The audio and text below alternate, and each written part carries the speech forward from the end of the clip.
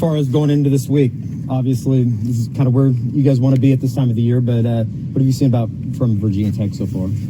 They're really offensive team. They're a good team. I mean, they've been in the top 10 probably the last month and a half. I don't really know, but I know they're very good at what they do, well coached, and it'll be a good opportunity for us. I don't think it's a coincidence, or is it a coincidence? It's probably not a coincidence, I guess I should say, that your starting pitching and just pitching overall has been really, really good here over the last couple weeks.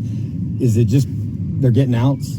Yeah, I mean, that's the biggest thing is, I think a lot of it is our offense too. Yeah. Because they don't have to be out, they don't have to worry about being perfect. They can just go out and just make pitches. And we talk about just taking it one pitch at a time all the time. And, and they get better every week. That's been the biggest key, is just trying to get better every week, day in and day out, because baseball is it can be a cruel game at times, and what you want to do is try to get better at it and maintain your confidence. Do you stick with the same rotation, even with Jake having pitched on Monday? Yeah, yeah. He's it's just like a bullpen for him. If we're having a short week like we had at Tech, his bullpen had been on Monday, and in his bullpen we throw 35 to 40 pitches, and he threw 28. And I mean, it's a little more intensity, sure, probably. So I asked him. He's not sore. We'll see what happens. I mean, right now we're sticking with it, and if something changes, it changes. We haven't really named a starting pitcher yet, so I think that's the biggest thing. It seems like, you've been to Omaha, you know where these guys are trying to get to. Is there something special about this group, the way that they respond to everything, it seems like? We had a text from Reggie's dad during the rain delay, and I need to tell you, because it was about David and Goliath, and we got a bunch of Davids is what we got, guys that try to overcome adversity and get out there and play. And that's what's been really fun, is see those guys get better every week and have that intensity. And our at-bats got better at the second half of that game. It was back to being like who we were.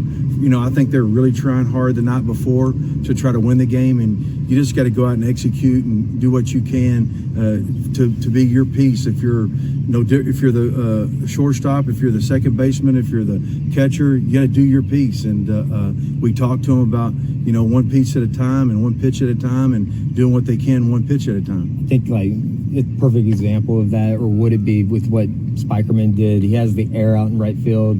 Things could have gone sideways for 5 hours. He has to sit on it, and then he comes back out and has the double that kind of starts everything. Spikerman's a dynamic player, and he's intense, and that's what's really fun to coach him and to watch his athleticism take over.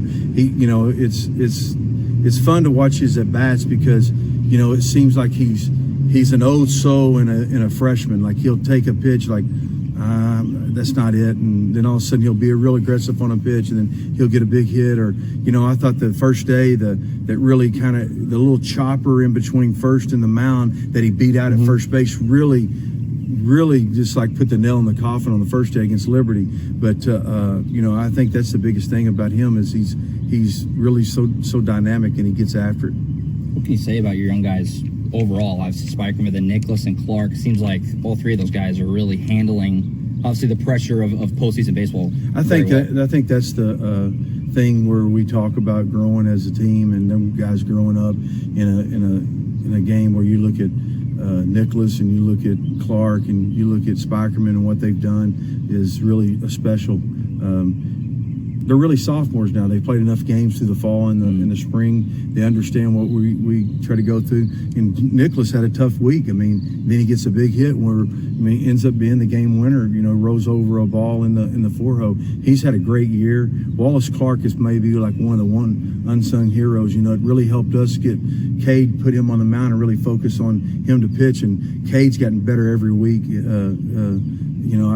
I'm really proud of what he's done and the work that he's put in. Our strength staff and our trainer has done a fabulous job with him to keep him going out there, because he's only 15 months off, and to do that is really, really special. How would you say the team's doing just from an endurance standpoint? Obviously, deep run here officially, and how's the arms? How are they? I think it's everybody's healthy right now, going into it, which is great. I'm sure they're tired, but you're going to be tired this late in the year, and you got to figure out what's inside your chest, and you got to play with your heart, because that's what really matters this time of year, and execute your game plan. For more information, you can visit TulsaWorld.com.